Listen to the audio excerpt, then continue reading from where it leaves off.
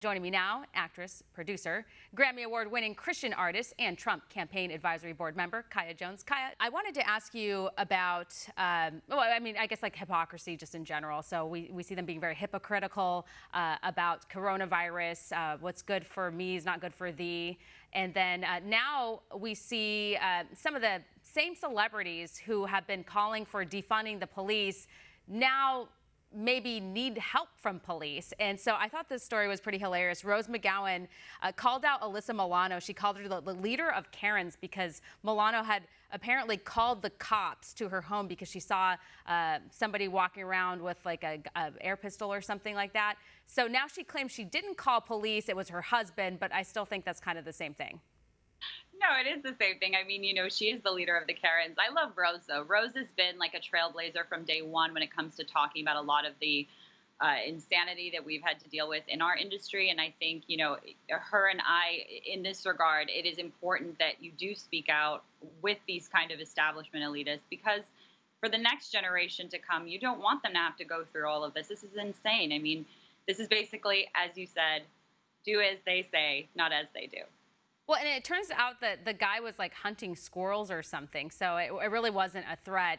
And so the audacity and the gall, and I'm pretty sure she lives in a gated community, that she doesn't want everyone else to have access to police, yet she wants access to them, even though it was her husband that called, by the way. Right. Well, it's an ivory tower situation, right? I'm up here and all of you are down there, and that's not the reality that we're living in. Our country is upside down currently, and maybe she's getting a little wind of what her verbiage or her verbiage has turned into actions. People are acting now on, get in their face and all of those things. So she's living a little bit in fear. Maybe it's in her head.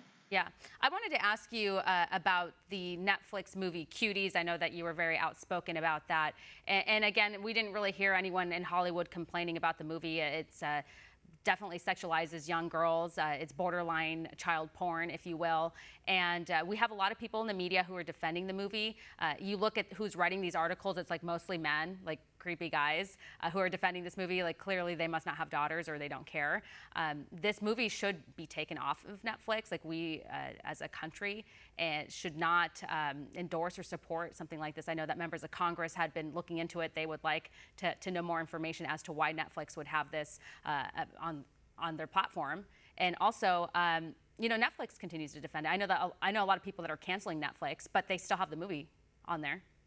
Yeah, well, I mean, look, 11 and 12-year-old girls doing the things or looking a certain way that I did when I was in the Pussycat Dolls at 18 years old is a vast difference. It's a vast difference. And it's showing you now how 10 years, what we've jumped to, which is 11-year-old children. I mean, they're not understanding the marketplace or what Americans want. We don't want to be sexualizing our children. As you and I know, when we were growing up, the word pedophile was a bad word. Now it's being turned into, let's be okay with this kind of stuff. And we cannot be okay with this kind of stuff. This is wrong from top to bottom, whether you have a child or you don't. And I think the American people are ready for new and innovative things that are going on, because everything right now is just so doom and gloom or sexualizing of young women, and very young women at that. Yeah, well, again, it should be taken down. And shame on those who are defending the movie. Like, it's just not acceptable. I want to give you a chance to talk about one of your new projects. You were talking about something new. Yeah. Yeah. Go ahead. And Sabato and I and our partner Nick, we're launching Conflict Studios, and so we're doing streaming, television shows, you name it, films. But Trailblazers is the first film, and so it's a good versus evil set in a Western setting. And I think it just is going to fall right into place because America, there is a demand and there's no meeting of the supply. It's more of the same, and we don't want that. And we stand with the American people. We have from day one. We don't agree with what's going on. And culturally in our industry, it's very upsetting that our industry that has paved the way for so many positive things on this planet is now taking such a dark light. So that's what we're working on. Yeah, and I know that seems like a lot of conservatives get blacklisted from Hollywood, if you will, if they speak out on their views. And so this is going to be a good place for those who aren't afraid to. I mean, and it's like we don't really want political lectures from Hollywood, anyways. But the fact that those who don't support the Democratic Party openly are punished, they lose roles and they're not considered. Oh, Very much so. I mean, you are blacklisted. I went, from literally opening up for Calvin Harris and Backstreet Boys to the following month coming out as a conservative, not being able to work. It is that serious. It's not like just oh, you're doing a little bit here or you're not getting enough work. It is cancel. They cancel you out. So we have to find a way to cancel what they're doing in return. And I think waiting for them to create something is the wrong approach. We have to just take the bull by the horns and do it. And so we're going to. Yeah, and it's interesting because the cancel culture only seems to work one way, and I have a great example of that. We saw that Jimmy Kimmel, the comedian, if you will, he's not even funny anymore. He hasn't been funny for a while. He is suffering from a serious case of Trump derangement syndrome. But he took a summer break, if you will, after the blackface controversy. It was all these videos that resurfaced. I had seen those videos for years, but finally some in the mob got word of it, and they were very upset. We know that other people, like, for example, Megyn Kelly from NBC, was basically fired for even just talking about blackface. She was never, in the sense of a Halloween costume, she was never in blackface. She was totally canceled. And then we have Jimmy Kimmel, who had done skits in blackface, and we have an example of it. Roll tape. My body is my temple. That's why I start every morning with a brisk aerobic workout. But I can't do it alone. Workouts are easier when you have a partner. My workout partner is my maid, Marguerite.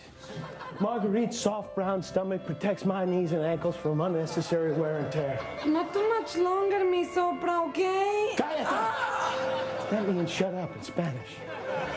15 minutes a day is all you need to get your heart rate up to where... Please, mi sopra, you're crushing my...